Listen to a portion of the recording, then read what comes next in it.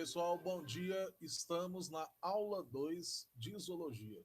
Hoje nós trabalharemos os filos plateumintos e nemateumintos, ou seja, os eumintos, que são os vermes chatos ou achatados, que são os plateumintos, e os vermes cilíndricos, que são os nemateumintos.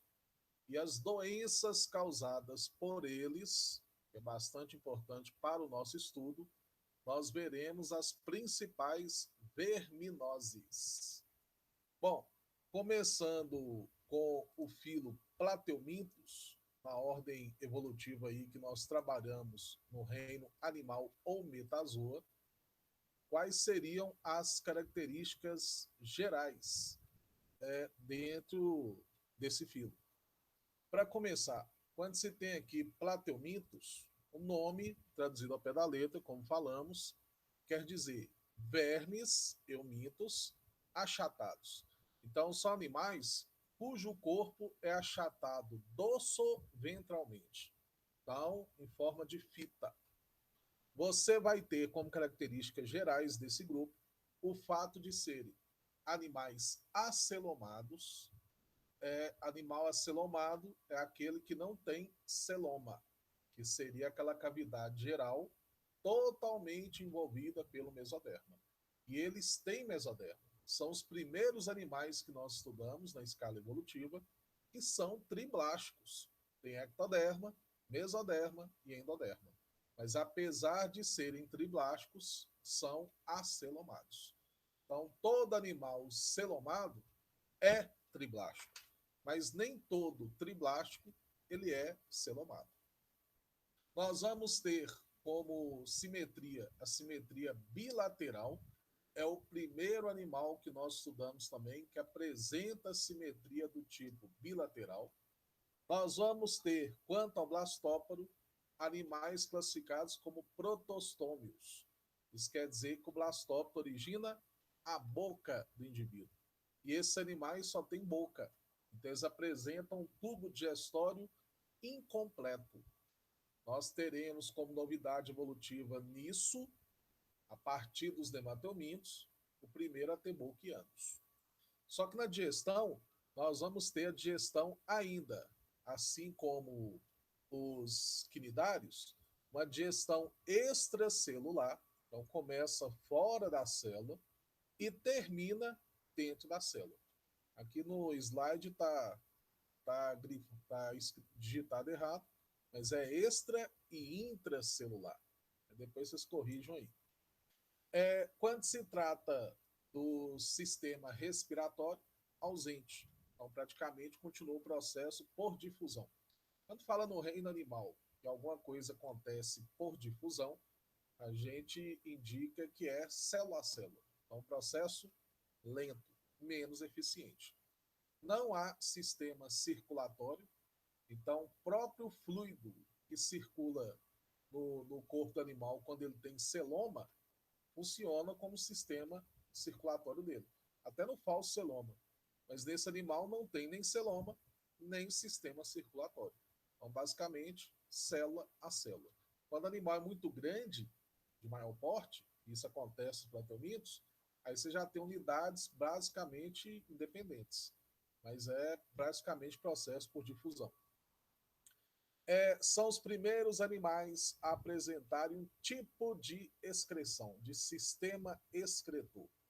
E o sistema excretor deles é bem simples. São as chamadas células flamas, que é uma rede de canais laterais que recolhem os excretas e lançam diretamente para fora do corpo do animal. O desenvolvimento pode ser direto ou indireto. Depende, lembre, se tem fase larval ou não. Aqui você tem um exemplo típico de um plateuminto, que é a planária da classe turbelária. Repare que o animal é achatado e chama atenção aqui o sistema digestório, que está visível aí internamente.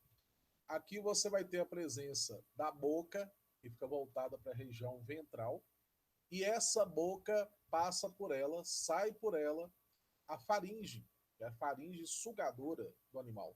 Então, seria expansão intestinal, que e sobressai para fora do corpo, passando pela boca, para captar partículas alimentares.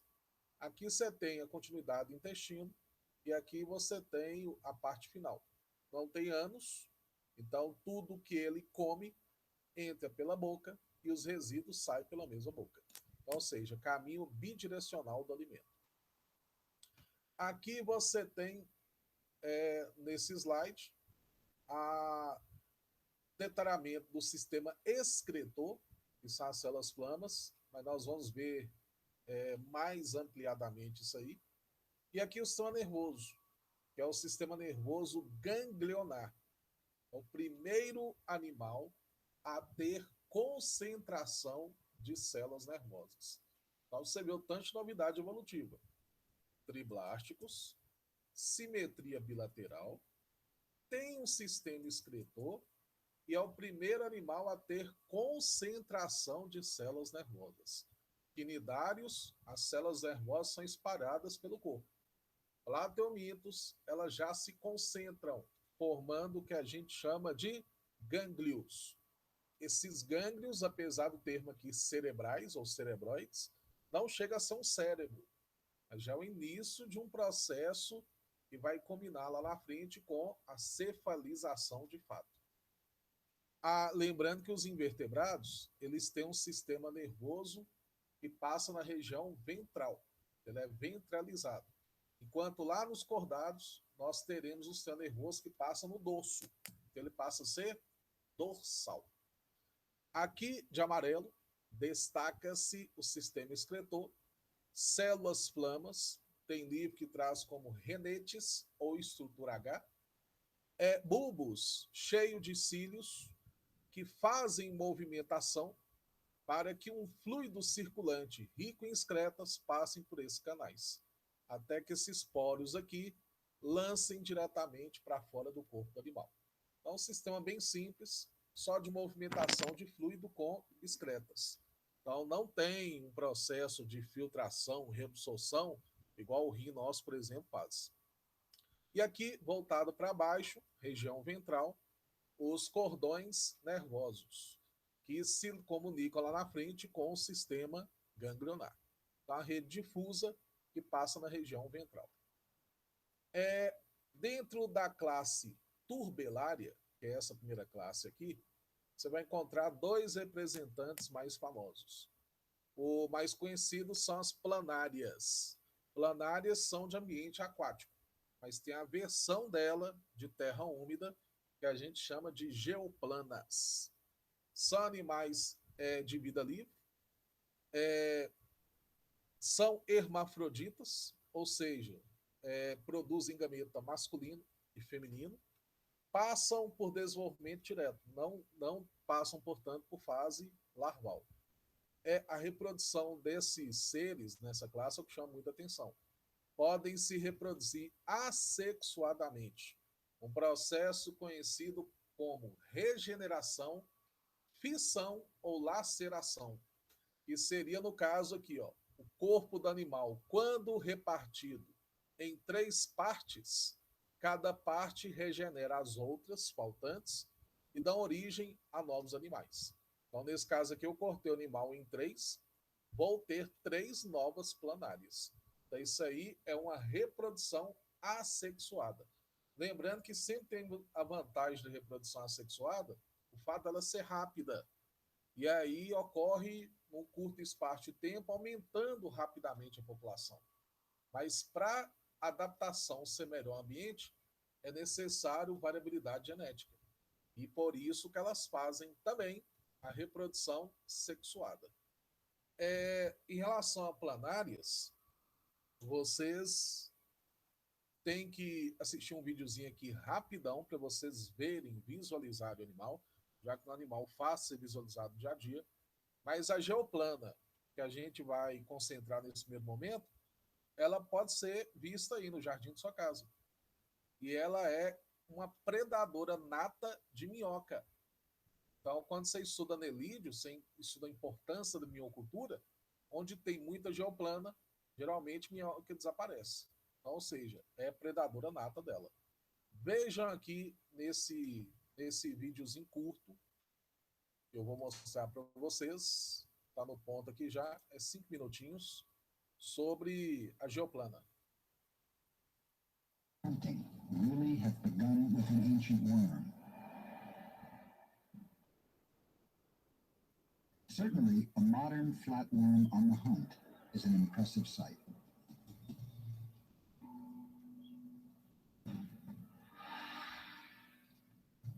The hunter positions itself to attack, choosing just the right moment to wrap itself around its writhing prey.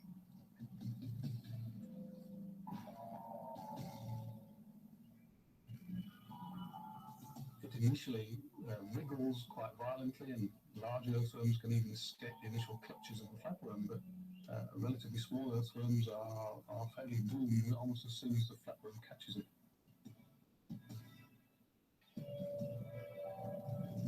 The earthworm's attempts to escape begin to slow.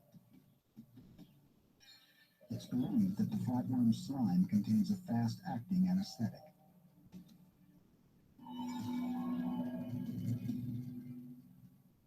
Sort of crawls alongside the earthworm, surrounds it, the mouth parts of the flatworm emerge from the flatworm and wrap around the earthworm.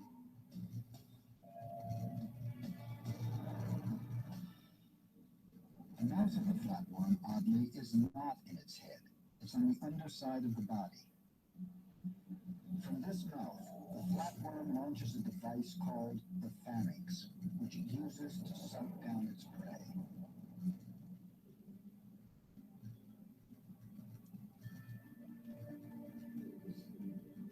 As the planarians scavenge a fish, the pharynx goes into action.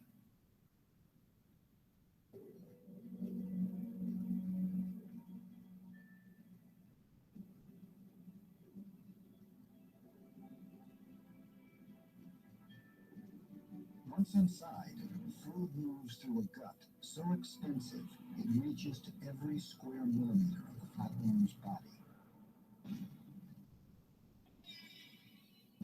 Back in Scotland, yet another earthworm is getting digested.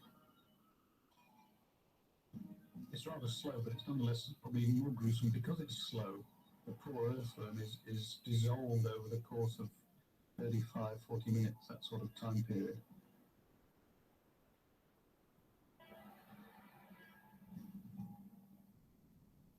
What farmers here have long suspected, scientists have now confirmed. A couple of dozen flatworms in a single field can kill over 1,000 earthworms a year. The design of the hunter's body has been astonishingly successful.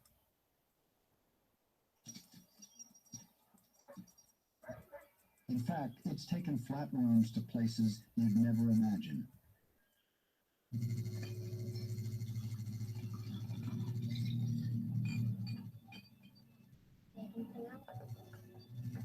Some of those places are islands of intimate geography. Inside us.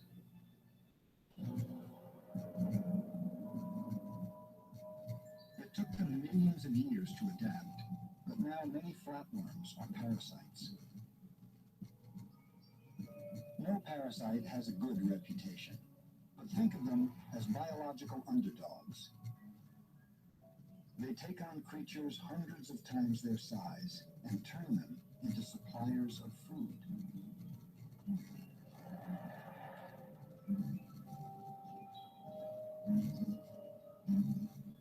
Tapeworms are a perfect example. Once inside human intestines, a tapeworm can grow to be 60 feet long. They have other adaptations that are equally amazing, but not very pretty.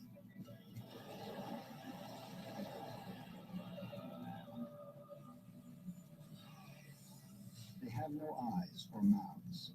Their heads have transformed into ghastly hooks and suckers that latch into the intestinal wall. With a secure hold inside the gut, they can proceed with their main task, making more tapeworms. Aí vocês notaram que no final desse videozinho já se fala das parasitoses. Aí colocou até como exemplo ali o carrapato, o piolho, que são ectoparasitas, mas de outro filo, é do filo Arthrópodes. Mas ali nós focaremos na tênia, que é um verme plateuminto também, causador aí de duas doenças famosas. Duas famosas, que são outras doenças relacionadas. E agora, para fechar aqui, a reprodução sexuada das planárias. Já são as planárias aquáticas, elas se reproduzindo. São monóicas, porém fazem fecundação cruzada. Acompanha aí.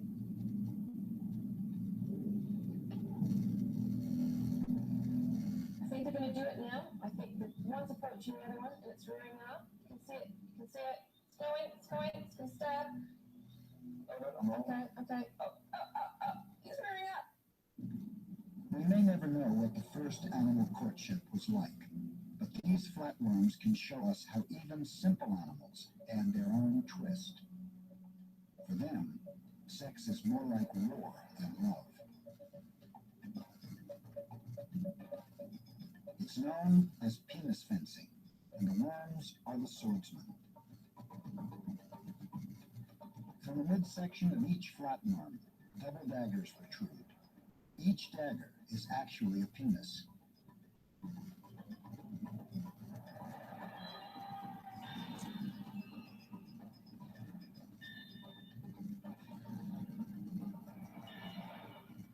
The first one who can make a successful jab delivers its sperm.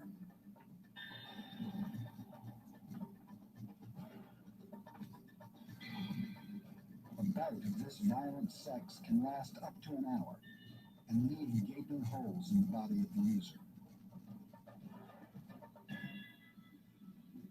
Sperm can be injected anywhere on the skin where it's then absorbed. The losing flatworm must then bear the burden of motherhood. Pois é, aí é a reprodução sexuada delas. Vocês viram o sexo selvagem aí no reino animal, né? Então, bem violento. Vocês são entusiastas da Morella? Ó, classe Trematoda. Você vai ter como exemplos os girodáctilos, que não é famoso. Ele é um ectoparasita das brânquias de peixes. A facíola hepática, que causa doença chamada de fasciolose, cujo homem é hospedeiro acidental. Normalmente é entre cães e ovinos. E o xistosoma, que é o causador de uma doença cuja região nossa, norte de Minas, é área de alta endemicidade. Então, doença para nós aqui importante o estudo. E depois a gente vai para a classe cestoda, que são lá você tem as tênias e as doenças causadas por elas. E chama atenção isso aqui, ó. Apesar dos plateumintos terem um sistema digestório incompleto, na classe cestódia considera-se ausente ou atrofiado. Então, nós temos que saber por que com a tênia não tem um sistema digestório desenvolvido. Bom, primeira doença nossa, eu vou pegar aqui outro slide que é mais abrangente. Nós temos a esquistossomose, xistose, que é o nome popular da doença, barriga d'água, ascite, que é o nome técnico para barriga d'água, mal do caramujo, também conhecida como biliarzíase, é o sobrenome do pesquisador que descobriu o ciclo dessa doença. Na verdade, é uma doença que nós, seres humanos, convivemos com ela há muito tempo. Já se conhecia desde a época lá no Egito, quando tinha as cheias do rio Nilo, o pessoal aproveitava aquela água empoçada em volta, lateralmente, para fazer o plantio de arroz. E lá muita gente contaminada defecava naquela coleção de água. Então, o resultado, a doença ali se perpetuava. Quando vieram para cá os navios negreiros, muita gente veio para cá contaminada. E o ciclo passou a se perpetuar aqui no Brasil. Pegando a região norte de Minas, e pegando todo o litoral nordestino, você tem as áreas de mais alta incidência. Então, áreas de alta endemicidade. Lembrem que quando a gente fala uma endemia, é uma doença típica de determinada área, determinada região. Doença que caracteriza uma região. Há muitos anos, muitos casos de pessoas infectadas naquela região. Então, para nós aqui, esquistossomose, doença endêmica nessas regiões. Verminose, eumintose. O agente biológico não é a única espécie, mas é a mais famosa. É o Schistosoma mansoni. E aí, características desses vermes. São vermes dioicos. O que quer dizer isso? Sexos separados. Então, tem o macho e tem a fêmea. Inclusive, dá para você diferenciar pelo formato corporal quem é um, quem é o outro. É o que a gente chama de dimorfismo sexual. Repare aqui, ó. O macho é esse que, apesar de ser menor no comprimento, ele é mais espesso. Olha só a banana aqui, ó. Essa aqui é a fêmea, que apesar de ser mais fina, é maior no comprimento. E é normal você encontrá-los juntos, porque a fêmea se abriga aqui, ó, nesse canal interno que o macho tem, chamado canal ginecóforo. Então, sexos separados, com dimorfismo sexual. Habitam os vasos mesentéricos que irrigam o nosso intestino, mas pode chegar no sistema porta-hepático e atingir até mesmo o fígado. Então, quem tem essa doença pode vir até a ter hepatomegalia. Aí já passa um sinal mais grave.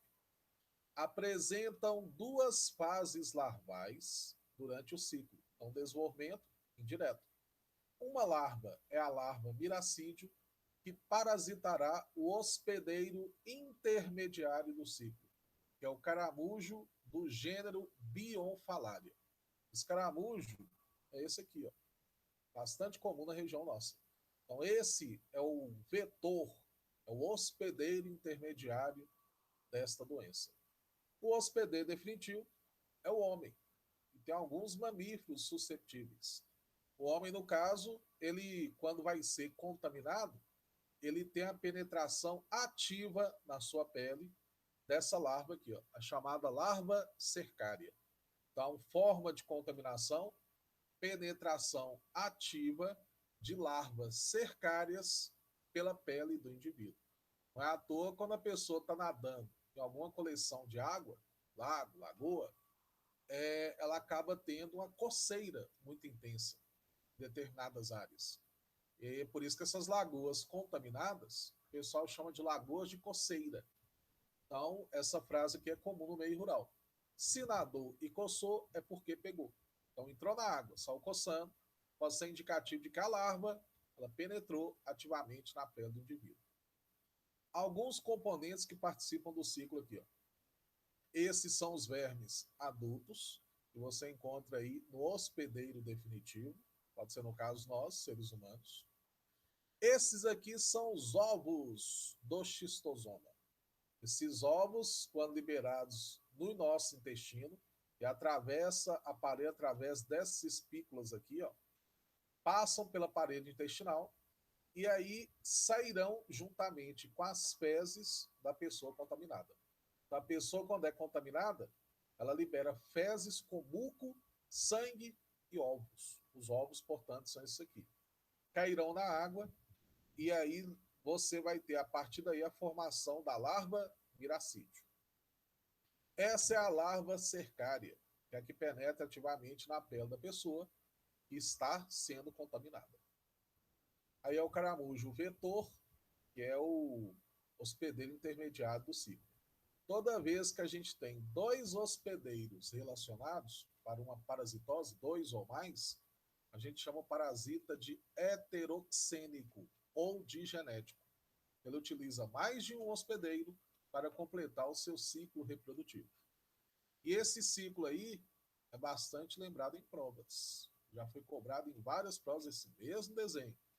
Repare, o indivíduo contaminado, o homem doente, tem nos seus vasos mesentéricos a presença do xistosoma adulto. macho e a fêmea. A fêmea, ao ser fecundada, libera ovos, que cairão juntamente com as fezes do indivíduo. Aqui, no caso, a pessoa foi defecar ali na lagoa ou próximo a ela, contaminando essa coleção de água. Mas tem casos da pessoa ter sanitário em casa, ter banheiro, mas a rede de esgoto converge para a coleção de água. Resultado, a contaminação vai acontecer de qualquer maneira. Então, nesse caso, a lagoa passa a ser uma lagoa de coceira. Essa larva miracídio, que é formada a partir do momento que o ovo cai na água, ela é uma larva ciliada que vai infestar o caramujo. Então, ou seja, vai invadir o caramujo. E lá no caramujo, ela se multiplica de forma assexuada. Passa por mitoses sucessivas, atingindo estágio chamado esporocisto 1, transformando-se no estágio esporocisto 2, até finalmente se modificar em outra fase larval, que é o que a gente chama de larva cercária. Pessoal, basta uma miracídio, uma, para que novas 200 mil cercárias contaminem o ambiente aquático. Essas cercárias, elas vão penetrar ativamente na pele do indivíduo, e aí é que vai dar a coceira característica, e a pessoa então se torna contaminada. Aqui dentro do caramujo, a gente considera uma multiplicação da miracídio até se transformar em cercária como uma forma reprodutiva, assexuada, porque o hospedeiro intermediário é aquele que abriga ou a fase assexuada ou não tem forma de reprodução acontecendo nele. E essa aqui é comum nós chamarmos de pedogênese, ser imaturo originando outro indivíduo, a miracídio formando a cercária. O homem, que é o definitivo, vai ter reprodução sexuada. Então, ou seja, será o portador da fase reprodutiva sexuada do parasita. Aqui você tem os sintomas relacionados a esta doença. Gente, primeiros sintomas que caracteriza a fase inicial ou aguda, ela pode acontecer depois de 40, 60 dias. Então não é de imediato, uns 2 meses mais ou menos. Mas é uma fase em que os sintomas não são muito característicos da doença. São sintomas mais generalizados. Mal-estar, cansaço, dores de cabeça, alguma cólicazinha ou dores ou problemas gastrointestinais, mas muitas outras doenças podem levar a isso. Quando chega à fase intestinal, é um pouquinho mais característica. A pessoa tem cólicas intestinais, dores abdominais e fezes que começam a sair com muco, sangue e ovos. Então seria já uma fase bem relacionada. A fase crônica, que é a pessoa que já está há muito tempo contaminada, ela pode apresentar hepatomegalia, que é o inchaço do fígado, e a famosa ascite, que é a barriga d'água. Então, é o sintoma mais caracterizante da esquistossomose. Isso aqui são as marquinhas que ficam na pele da pessoa quando há a penetração da larva cercária na lagoa de coceira. A pessoa entrou em ambiente contaminado. Isso aqui seria o inchaço abdominal, que é a ascite, barriga d'água. Repara que a pessoa é magra, mas o abdômen inchado, bojudo.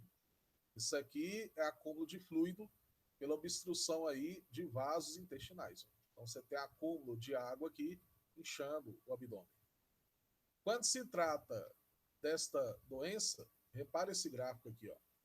Mapa do Brasil, áreas de alta endemicidade, onde está o achurado aqui mais escuro, enegrecido. Repare, litoral nordestino, grande parte dele, passando aqui, ó, pela Bahia, grande parte da Bahia, leste e norte de Minas. Tá? Aqui é a área que nós estamos, ó, a área de alta endemicidade. Aqui é uma faixa de média endemicidade e do norte até o sul do Brasil, área de baixa endemicidade ou de focos isolados. Então, reparo que a doença pega de norte a sul, mas a região nordeste e norte de Minas são as áreas mais críticas. Aqui você tem as profilaxias, como evitar essa doença. Tem várias formas. A mais comum para verminoses, que atende a maioria delas, é o saneamento básico. Então, ou seja, construção de rede de esgoto, fossa séptica, sanitário. Muitas vezes no meio rural não tem como fazer uma rede de esgoto. Então você vai fazer a fossa séptica, que se bem feita, impermeabilizada, é, causa menos danos ao solo, ao ambiente. Mas se não tiver o último recurso. Tratamento dos doentes, doença tratável e curável, uso de vermífugos, que são tóxicos letais para o equistossomo, não entrar em áreas contaminadas, as chamadas lagoas de coceira, e ajudar na divulgação disso. Combate ao vetor. E aí, como é que se combate o vetor? Você pode fazer um controle biológico dele, com o uso de predadores, pode ser peixes presentes, maior porte, pode ser uso de competidores, uma espécie diferente que não participa do ciclo, mas compete pelo espaço e pelo alimento, e uso também de moluscicidas, que são agentes tóxicos para o molusco. O problema disso é que não vai matar só o bionfalário. Você pode ter a morte ali de moluscos no geral.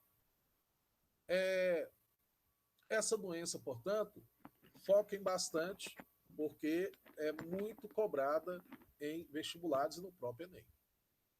Aqui você tem a teníase. Na verdade, nós vamos ter que saber distinguir duas doenças ligadas ao mesmo agente etiológico. Teníase, pega pelo nome, seria quando você tem no seu intestino delgado a presença da tênia, do verme adulto. A tênia, que também é popularmente conhecida como solitária, é um verme intestinal. Então, vive no intestino delgado.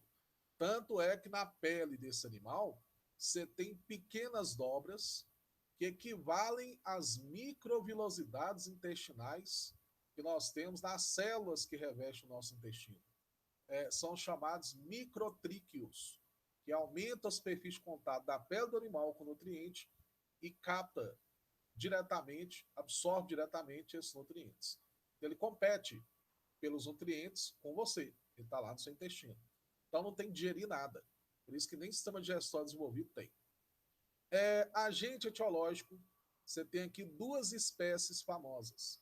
A Taenia solium, que utiliza como hospedeiro intermediário o porco. Então você adquire na carne suína.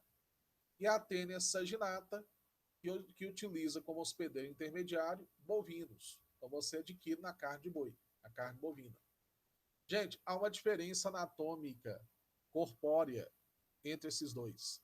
Na cabeça desses animais, que a gente chama de escólex, você nota a diferença nas estruturas de fixação delas no nosso intestino. Por exemplo, isso aqui é uma foto real da Taenia solium. Repare que isso aqui é a cabeça dela. Aqui você tem uma parte intermediária que a gente chama de colo. A partir desse colo, você forma por estrobilização, por fragmentação, mas não se separa inicialmente, as unidades corporais do animal, que a gente chama de proglotes ou proglotides. Na cabeça da Taenia solium, você encontra ganchos de natureza quitinosos. Esses ganchos servem para a fixação dela na parede do intestino. Aqui você tem a carne de porco, que seria a via de contaminação pela Taenia solium, a carne suína. Essa aqui é a foto da Taenia saginata. Repare que não há presença dos ganchos. Nós temos aqui ventosas, que ela utiliza para fixar na parede do intestino. Pode ser que o corpo dela se destaque todo, mas se a cabeça fica, um novo corpo vai ser formado, então a pessoa não está curada. Tem frases muito comuns de você escutar no dia a dia, em vestibulares, que são inadequadas.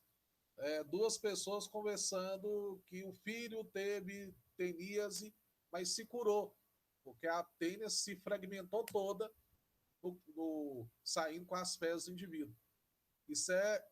Isso aí é inadequado, porque muitas vezes esses fragmentos são proglotes cheias de ovos. A tênia está, na verdade, se reproduzindo.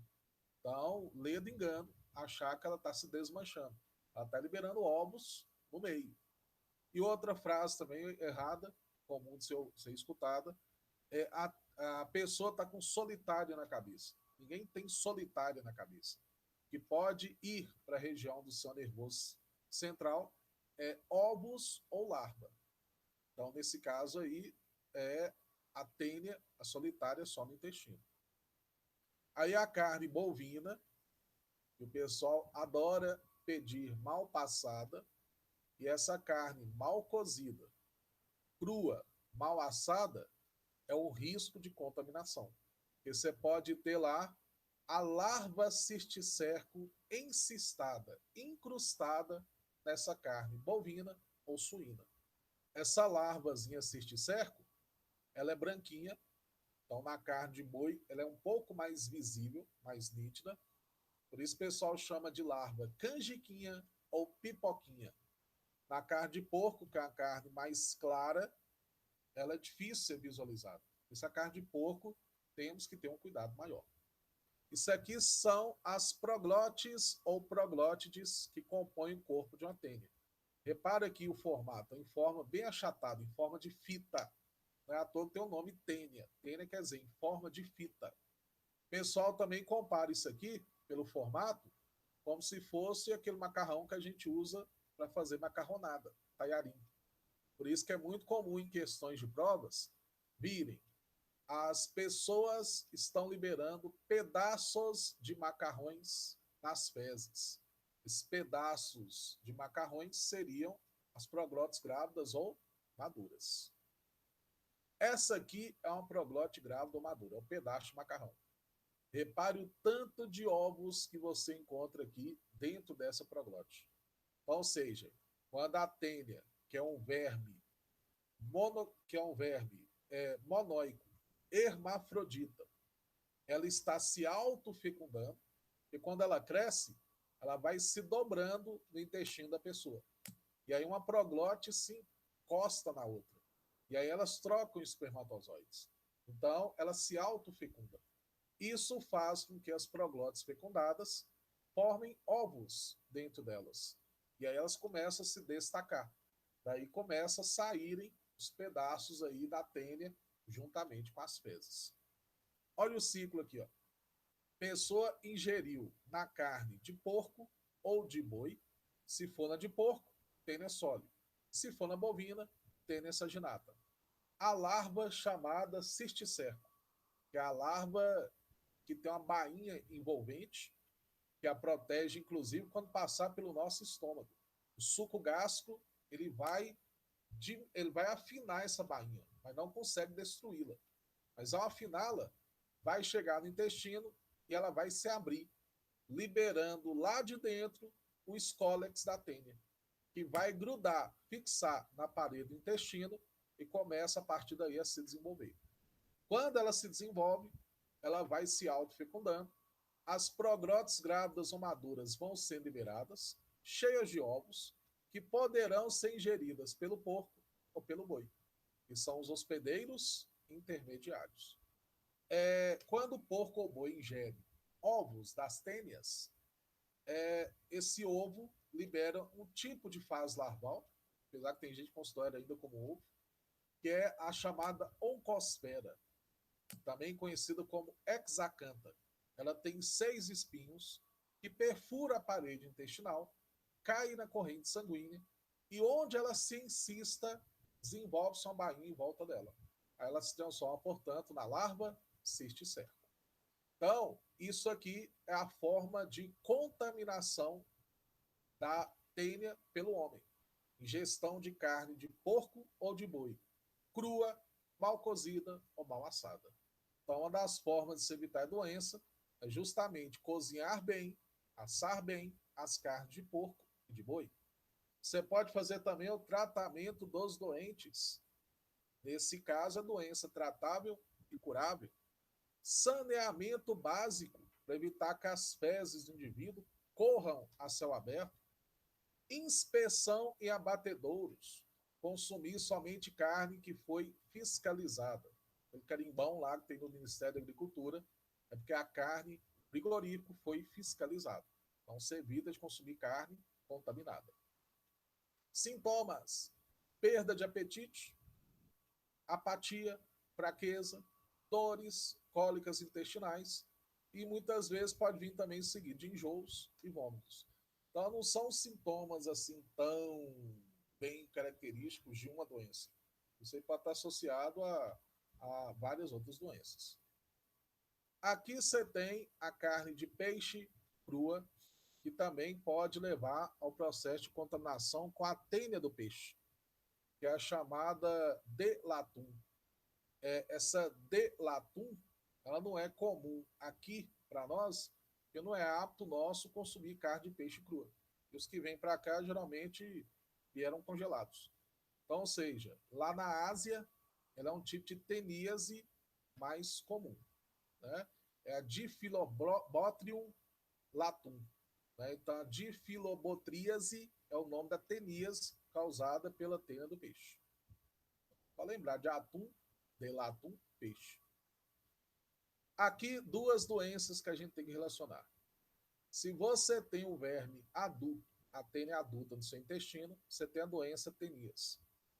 Se você tem esse verme adulto, é porque você ingeriu a larva cisticerco na carne contaminada. Agora, se você passa até a fase larval no seu corpo, a larva cisticerco, a doença que você vai ter é cisticercose. E sabe como é que você adquiriu essa larva?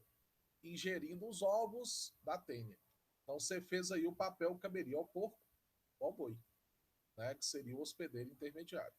Mas, na verdade, não existe ciclo da cisticercose. Existe o ciclo da teníase. Então, para ter alguém com cisticercose, tem que ter alguém com teníase ali, perpetuando aquele ciclo. O problema da cisticercose, ó, você ver, ó, esse é o ciclo da teníase. Hospedeiro definitivo, intermediário. Porque a tênia relacionada à cisticercose é a tênia sólida. Então, o hospedeiro intermediário aqui é o porco. Se a pessoa ingere a larva cisticerco, ela passa a ter o verme adulto, a tênia adulta do seu organismo, teníase. Mas se ela ingere os ovos da tênia, ela passa a ter no seu organismo a larva cisticerco. Ela passa a ter, então, a cisticercose. E quando se instala essa larva no seu cérebro, dependendo do local onde ela se instalou, ela vai abrindo cavidades, ela vai causando danos àquela área cerebral. Então, você pode vir a ter problemas neurológicos diversos, dores de cabeça e convulsões. Muitas vezes é tratado a convulsão aí sem saber a origem. Muitas vezes é a presença da cisticercose. Então, é uma doença que pode ser bastante comum em algumas áreas, principalmente onde ocorre aí a teníase. Bom, dentro da, da, das classes aí do platelmito, dos platelmitos, você tem, portanto, aí 3 verminoses que nós vimos importantes. A xistose, a teníase e a cisticercose. Agora o próximo filo, que também são vermes eumintos, só que agora são os nemateumintos, que traduzindo a pé da letra seriam os vermes cilíndricos. Lembrem, vermes cilíndricos você tem 2 tipos. Os nemateumintos, que têm corpo liso, e os anelídeos, que têm corpo metamerizado, segmentado, com anéis. Mas aí nós vamos ver na outra aula. Características gerais de nematomintos. Aqui é rápido porque nós vamos concentrar nas verminosas. São animais pseudocelomados. Os únicos animais no reino animal que são pseudocelomados. Quer dizer que eles têm uma cavidade além do intestino, a cavidade extraintestinal, mas essa não é totalmente revestida pelo mesoderma. Ela entra em contato com o endoderma, em alguns pontos até com o ectoderma. Parece ser um celoma, mas não é. A gente chama de falso celoma. Gente, esse falso celoma, ele é preenchido por líquido, água. E aí mantém o formato cilíndrico corporal do animal. Parece, então, que o animal tem esqueleto, mas esqueleto não há. Então a gente chama de esqueleto hidrostático, à base de água. A simetria é bilateral, não há novidade nisso, que o platelmite já é. São triblásticos, não há novidade, porque desde Plateumintos é assim.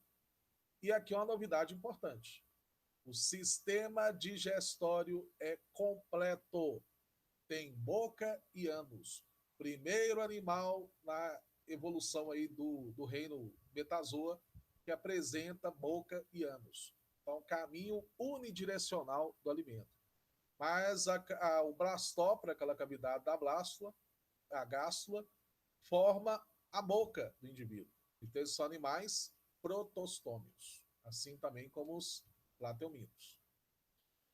Apresenta o revestimento por uma cutícula proteica que vai protegê-los, inclusive, quando passar também alguma fase dele pelo nosso estômago.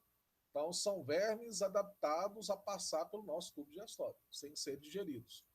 Digestão não tem novidade, continua sendo extracelular, complementada pela digestão intracelular. Excreção, nós vamos ter, nesse caso aqui, as chamadas células H ou renetes, que você passa a ter aí como canais que passam lateralmente pelo corpo do animal. E esses canais laterais, eles recolhem diretamente os excretas do falso celoma e jogam diretamente para fora do corpo do animal. Nós vamos ter a maioria dioica e com diferença sexual, com dimorfismo sexual. E o desenvolvimento, quando fala indireto, lembre, passa por fase larval. Aqui você tem os principais vermes nematódios causadores de eumintoses, verminoses. Então, nós veremos, estudaremos o ciclo de todos eles, porque geralmente são bastante lembrados. Vou mudar aqui o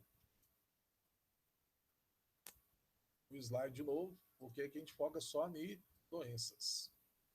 Primeira é a chamada ancilostomose, necaturose, necaturias, amarelão ou opilação. Isso aqui é também chamada, em alguns locais, de doença do Jeca Tatu. O Jeca Tatu é um personagem de Monteiro Lobato que representa o brasileiro típico da zona rural, que é a população mais atingida por essa doença, por essa verminose. E aí era descrito como um sujeito apático, preguiçoso, e na verdade ele não era assim, ele estava assim por causa dos sintomas dessa verminose. Microfone de novo. Tem que ficar perto aqui, porque senão o som fica pior ainda. Amarelão ou opilação. Então, doença do amarelão, doença do Jeca Tatu, são nomes bastante conhecidos. Agentes etiológicos são dois. Você tem o ancilostoma do Odenale, que é mais comum em áreas mais frias, e o Necator americanus, que é mais comum em zonas mais quentes. A contaminação parece com a xistose, só que é no ambiente terrestre. Penetração ativa de larvas que estão em solo úmido, chamadas larvas rabditoides, pela pele do indivíduo. Há uma diferença anatômica bucal entre esses dois vermes. O ancilostoma do Denali, ele tem uma boca denticulada, que serve para causar ferimentos na mucosa intestinal. Eles são vermes hematóficos, se alimentam de sangue, por isso que a pessoa pode vir a ter anemia e ficar amarelada, pálida, disposta. O Necator americanus tem duas placas cortantes. Então, pela boca, eles fixam na parede do intestino e sugam seu sangue. Então, hábito hematófago. Aqui é o ciclo, bem resumido, mas o tour que ele faz pelo corpo da pessoa é bem grande. Ao contrário da tênia e da xistose, que tem ciclos heteroxênicos, mais de um hospedeiro, aqui a gente tem um ciclo monoxênico. Então, parasita monogenético ou monoxênico. O único hospedeiro atende o seu ciclo reprodutivo. E esse hospedeiro pode ser nós, seres humanos. Aqui você tem um trabalhador rural, típico aí do trabalhador do interior aqui do Brasil, andando descalço. Então, os pés nus.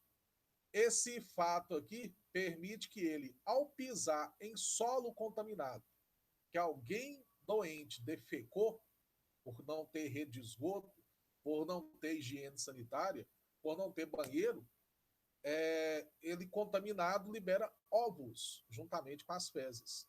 Esses ovos eclodem e liberam as larvas rabditoides. Se a pessoa pisa nesse local aqui, ela vai ser contaminada, porque a larva vai penetrar ativamente na pele do indivíduo e vai cair na corrente sanguínea.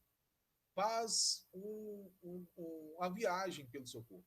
Essa larva pode passar pelo fígado, causando danos hepáticos, chega até o coração, do coração migra para os pulmões, dos pulmões sobe pelas vias respiratórias, podendo causar nesse momento bronquite e tosse. O ato de tossir, a larva vai para a boca do indivíduo. E aí a pessoa instintivamente, sem saber, deglute essa larva. Essa larva deglutida passa pelo tubo digestório, esôfago, estômago, intestino. Chegando no intestino, vai atingir a maturidade. Lá o macho vai fecundar a fêmea, já que são vermes dioicos, e aí você passa a ter a liberação de ovos. Esse ciclo é muito parecido com o do Ascaris lumbricoides, da lombriga. Aí nós vamos chegar lá e comparar, quando estiver estudando esse ciclo lá em Ascaris. Sintomas. A pessoa pode ter, pela presença do verme no intestino, anemia, porque ele está sugando o sangue da pessoa, ele é hematófago, feridas, ulcerações intestinais, hemorragias e a pessoa pode perder sangue juntamente com as fezes. Essa anemia vai enfraquecer bastante o indivíduo, podendo causar aquela famosa apatia e o amarelamento da pessoa. E a pessoa, pelo quadro de anemia intensa, ela pode vir a ter a geofagia, que é o hábito de comer terra. A pessoa tem vontade de comer terra. Ela não pode sentir o cheirinho de uma terra molhada, que ela instintivamente ela põe na boca. Tem gente que carrega tijolo, pedaço de tijolo no bolso. Tem gente que vai na parede do quarto ali, vai aquela areinha ali, vai colocando na boca. Ou seja, é a geofagia, vontade de comer terra. Quais seriam as profilaxias? Tratar as pessoas doentes, doença tratável, curável. Uso de calçados, evitar andar descalço, evita a penetração de larvas pela pele. Orientação sanitária, evitar que a pessoa defeque ao ar livre, o carreiro de esgoto dela corra a céu aberto. E o saneamento básico, que vai resolver tudo isso. Porque sanitário, fossa séptica, rede de esgoto, né, evita a contaminação de outras pessoas.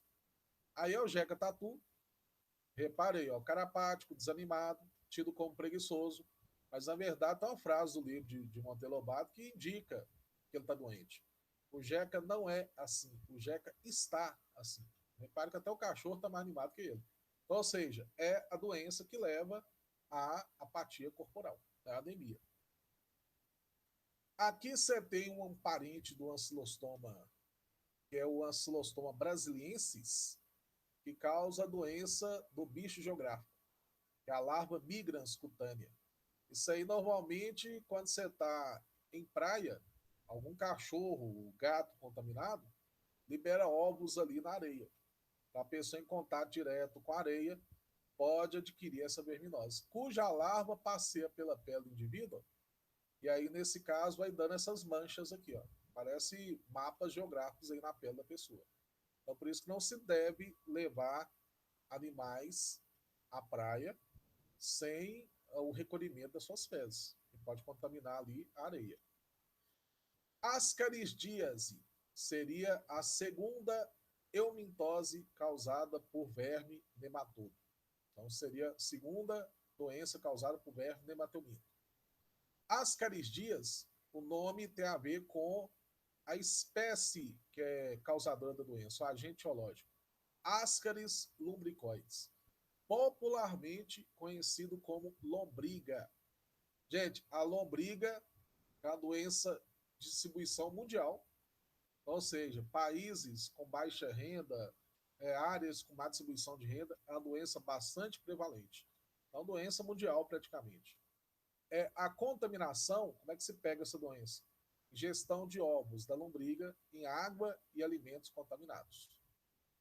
Aqui você tem os vermes pelo menos a representação da estrutura corporal deles. Repare que aqui você tem maior comprimento, a fêmea, e o macho apresenta essa curvinha aqui, ó, onde são as espículas sexuais dele. Então, são vermes dioicos, sexos separados, com dimorfismo sexual. Você diferencia pelo tamanho, por essa dobrinha aqui do macho. Aqui é uma foto real do intestino, da lombriga, e aqui um esquema de quantas você pode ter na cavidade intestinal. E aí você pode ter até obstrução do intestino. Então, o maior mal que o verme adulto te causa normalmente é entupir o seu intestino.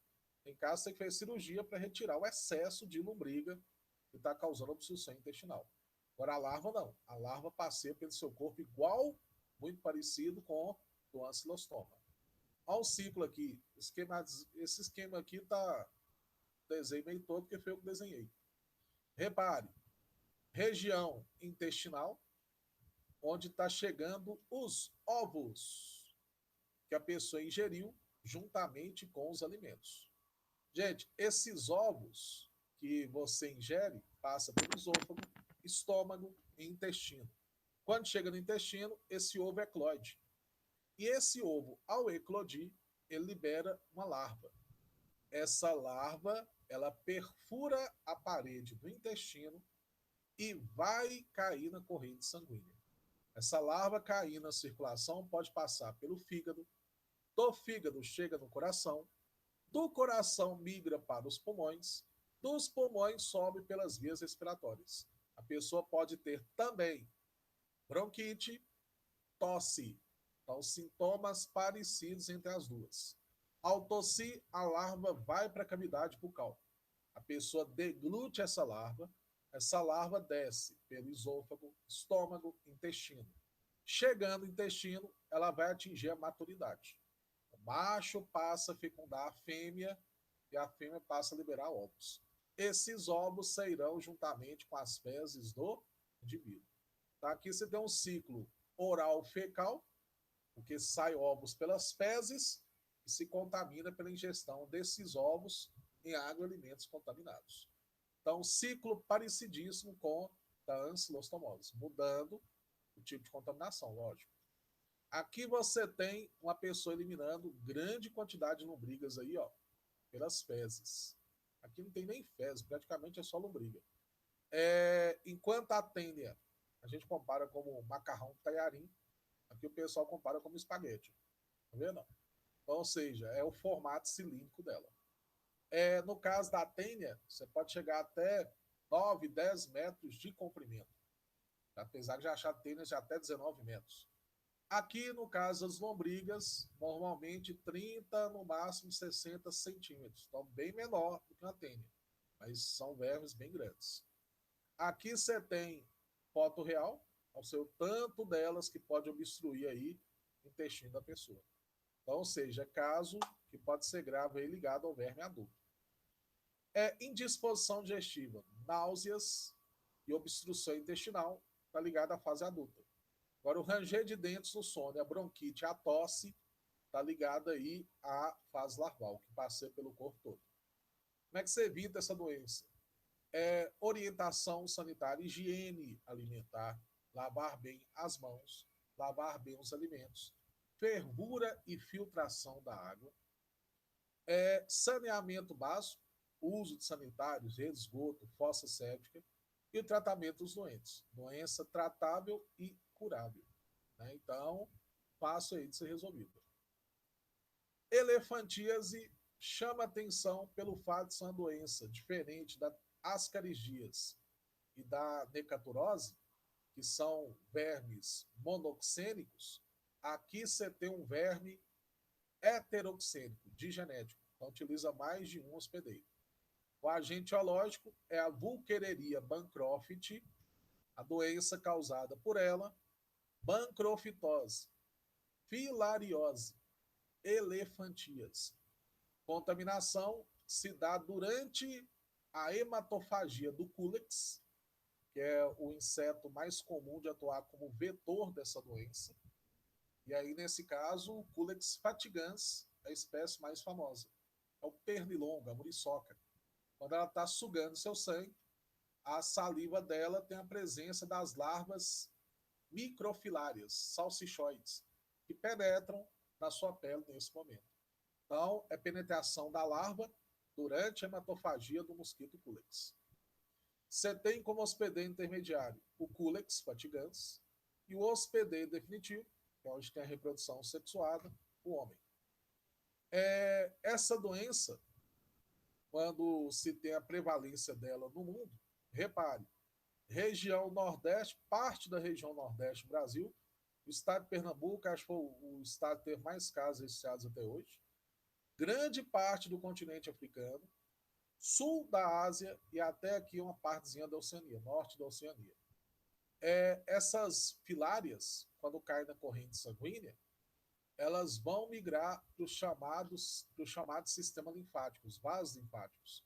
Ao atingir a maturidade, o macho fecunda a fêmea e vai aumentando a quantidade desses vermes que podem obstruir o vaso linfático, levando a chamada linforragia.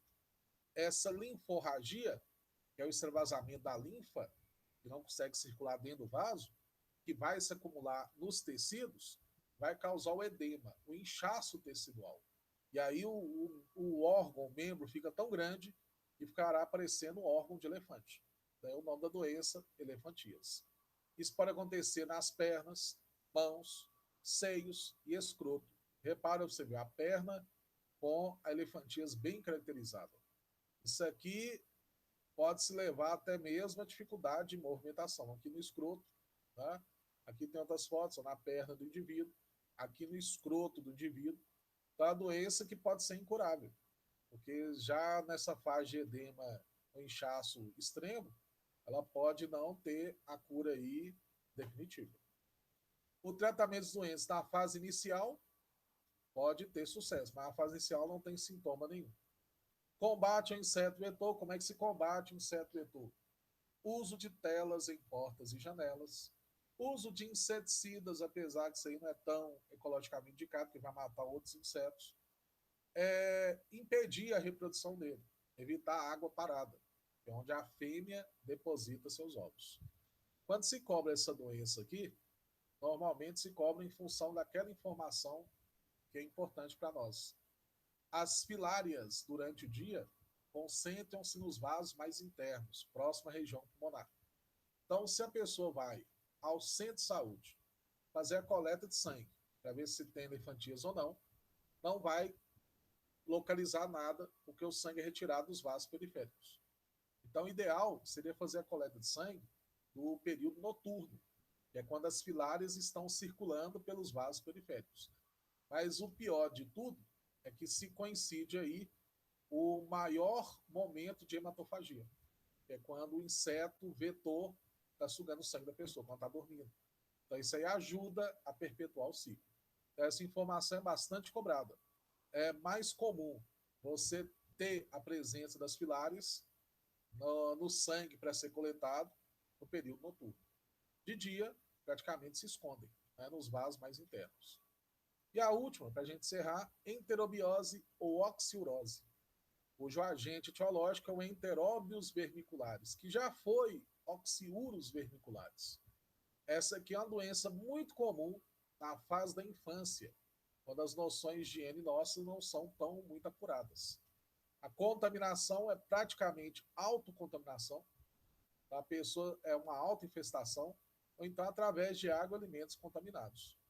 Esses vermes, que também são monoxênicos, um único hospedeiro, você vai ter a presença deles, do macho e da fêmea, no intestino grosso. Mas quem normalmente continua no nosso corpo é a fêmea, que migra para a região anal. É até visível, tá vendo esses vermezinhos branquinhos aqui, ó? E lá ela libera ovos, o que dá o prurido, a coceira anal. Quando é criança, geralmente a unha grande permite o recolhimento dos ovos e, ao levar a mão na boca, ela leva do ânus para a boca, os ovos. Ou então contamina aí os alimentos. Então, a doença que, quando chega na fase adulta, geralmente o ciclo é interrompido. E a principal sintoma associado é a coceira anal, prurido anal, sem grandes complicações corporais. Mas a forma de se evitar a doença seria higiene da criança, corte das unhas, ferrura da roupa íntima da criança, lavar bem os alimentos e ferrura e filtração da água. Aí você tem aí a profilaxia para oxiurose. Pessoal, dessas verminoses aqui, que não são todas, são as principais, foquem bastante na forma de contaminação e nos ciclos.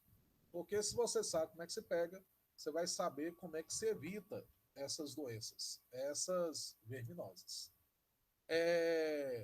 Quando se trata das mais cobradas aí em provas, depende muito de qual vestibular você vai fazer. Porque nesse caso aqui, cadê onde é que eu vou?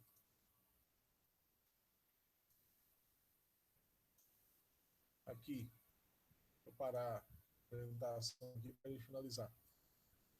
Neste caso aqui, os ciclos reprodutivos, eles são bastante lembrados em provas. Então não tem como correr, não.